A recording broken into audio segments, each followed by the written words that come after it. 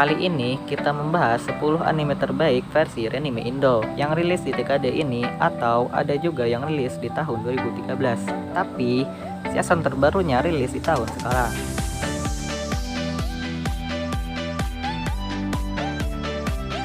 Sebelum kita mulai ke video pertamanya, jangan lupa tekan tombol subscribe dan tekan tombol loncengnya ya.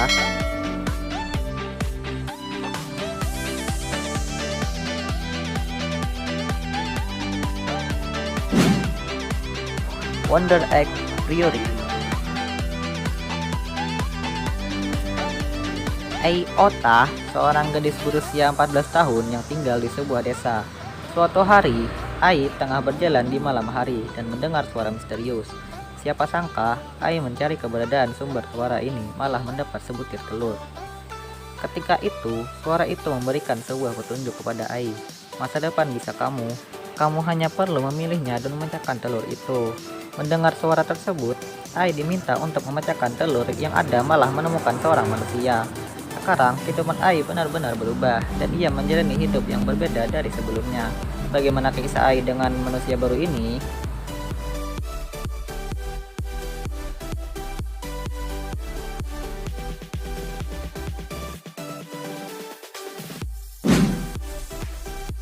Kemono Jihad. Berlatar di sebuah desa yang sangat tenang, namun menyimpan banyak sekali hal misterius di dalamnya. Suatu hari, tiba-tiba banyak hewan peliharaan yang mati mendadak dan tidak begitu wajar.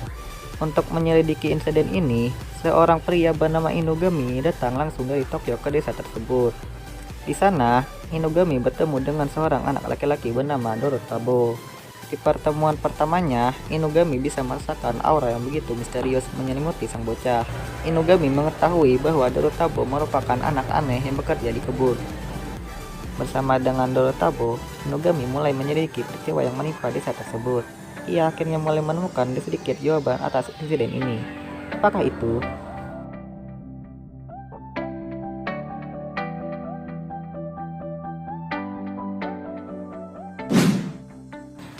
Tensei Shitara Slam Dataken. Pada awalnya, anime ini berpusat pada seorang pria berusia 35 tahun yang belum memiliki seorang pendamping hidup. Hidupnya cukup statis dan mungkin agak hampa karena selalu mengulang hal yang sama setiap hari. Tapi pada suatu hari, dia diajak oleh bawahannya di tempat kerja untuk minum bersama sepulang kerja. Di saat bersamaan ada sebuah perampokan terjadi di dekat mereka. Setelah berusaha melindungi pacar bawahannya, dia terluka tusukan dan lalu terbunuh. Setelah kematian yang mengejutkan, dirinya terbawa ke sebuah dunia lain. Di sana dia bukan terwujud manusia, melainkan sebuah slime. Pada akhirnya dirinya menyadari kalau semua yang dia inginkan pas sekarat dikabulkan. Seperti memiliki tubuh yang tidak akan merasa sakit, memiliki tubuh yang tidak akan rapuh dan kekuatan lain yang walaupun wujudnya berupa slime. Dengan begitu, bisa dibilang kalau dirinya memiliki kekuatan yang overpower. Dia juga dibantu oleh sebuah asisten pribadi yang ada di dalam tubuhnya untuk bisa mengaktifkan berbagai kekuatan sihir. Jadi, intinya dia itu ke isekai bawa Google Assistant ya. Seperti ngecheat yo.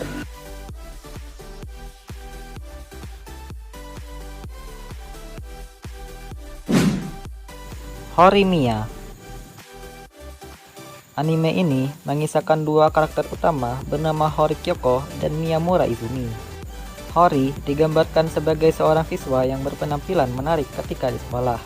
Namun, sesampainya di rumah, ia terlihat seperti seorang ibu rumah tangga mengingat Hori mengerjakan pekerjaan rumah dan menjaga adik laki-lakinya, Sota. Karena pekerjaannya, Hori tidak bisa menikmati kehidupan layaknya gadis pada umumnya. Suatu hari, Hori yang tengah berada di rumah dikejutkan dengan keadaan Sota. Ketika itu, Sota diantar pulang oleh laki-laki bertato dan bertendik. Siapa sangka, orang yang mengantarkan adiknya tersebut adalah Miyamura Izumi, laki-laki cupu serta pendiam di kelasnya. Setelah mengetahui rahasia masing-masing, keduanya mulai memendam rasa cinta.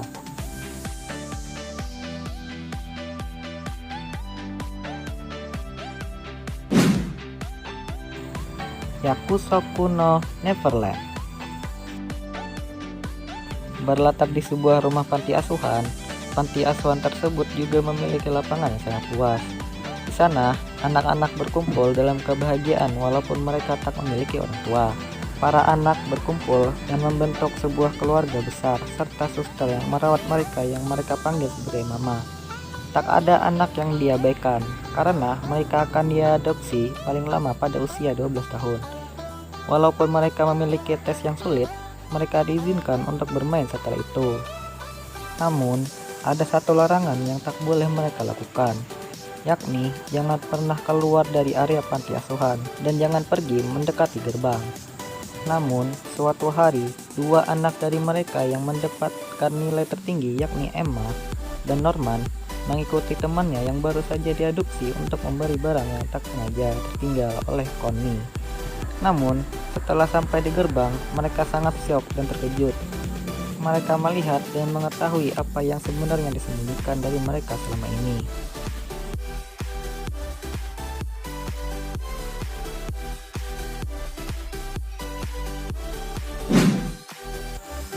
Shingeki no Kyojin. Saat masih anak-anak, Eren melihat sendiri bagaimana Titan memangsa ibunya hingga tewas. Sejak saat itu, Eren berambisi untuk menghabisi para Titan demi membalas dendam kematian ibunya. Eren lantas bergabung dengan pasukan pemburu Titan yang dikenal dengan nama Survey Corps.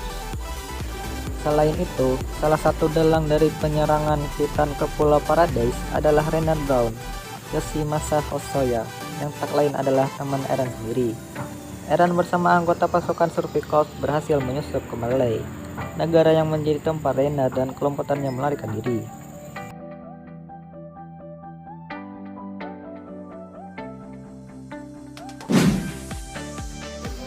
Jujutsu Kaisen mengisahkan Itadori Yuji, seorang siswa SMA yang sangat ahli dalam olahraga atletik, khususnya lari. Walaupun memiliki kemampuan yang setara dengan profesional, Yuji memutuskan untuk bergabung dengan klub paranormal atau biasa dipanggil dengan klub penelitian ilmu gaib. Yuji memiliki alasan sendiri mengapa dirinya memilih klub tersebut. Sebab Yuji juga harus menjaga kakeknya yang tengah terbaring di rumah sakit. Jadi tidak heran mengapa ia memilih klub yang mengizinkan anggotanya pulang sebelum jam 5 sore. Awalnya, kehidupan Yuji berjalan cukup normal dan biasa-biasa saja. Namun, keterlibatannya dengan roh di sekolah, tempat ia belajar mengubah kehidupan Yuji. Bagaimanakah cara Yuji menghadapi hal tersebut ya?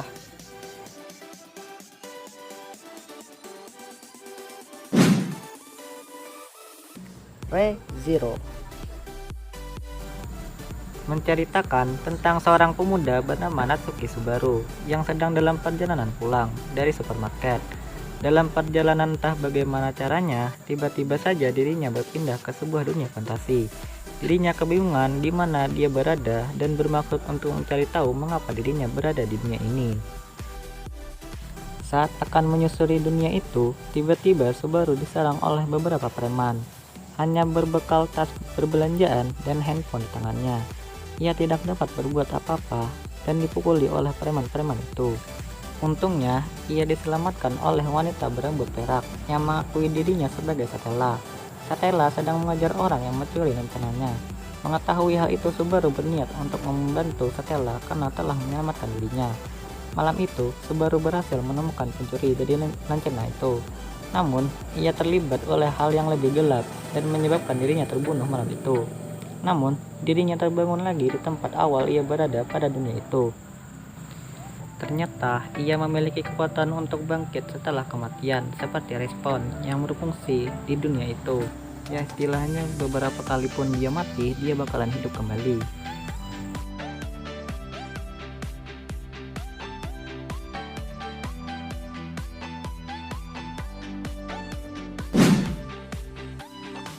Mushoku Tensei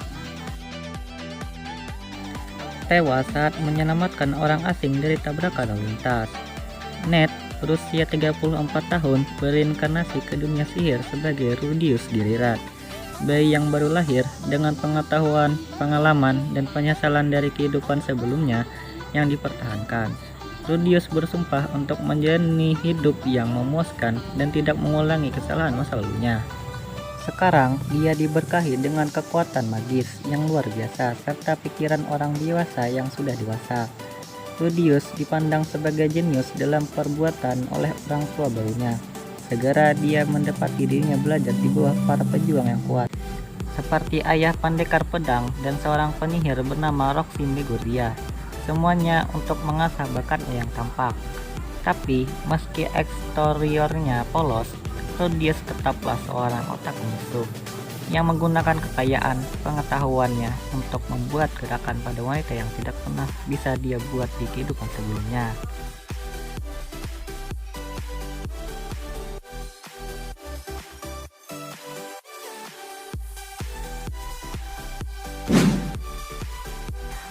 Gotobu no Hanayome. Futaro merupakan siswa cerdas namun memiliki hidup yang sulit. Futaro selalu menyendiri dan fokus terhadap belajar, tidak memiliki ibu serta teman. Keluarganya dililit banyak utang, bahkan ia dan adiknya seringkali merasa kelaparan. Oleh karena itu, kesempatan yang muncul di depannya tak akan ia lepaskan. Ia dimintai oleh seseorang untuk menjadi guru les dengan bayaran yang tinggi. Dan ternyata murid yang harus Futaro ajari satu sekolah dengan dirinya. Dan terlebih lagi, ia harus mengajar untuk kakak beradik kembar 5 yang memiliki sifat berbeda-beda. Mereka tidak suka belajar dan memiliki nilai yang sangat rendah serta berkesempatan besar untuk tidak naik kelas. Sebagian dari mereka ada yang menolak untuk diajari, bahkan mengusir Futaro. Hal ini tersebut membuat pekerjaan paruh waktunya menjadi rumit dan sulit. Namun, Futaro tak pantang menyerah. Ia bersikeras untuk menjadi pengajar mereka karena dirinya sangat membutuhkan bayaran tersebut. Apa yang harus dia lakukan agar kelima gadis cantik tersebut dapat lulus? Rencana apakah yang akan dilakukan oleh Futaro?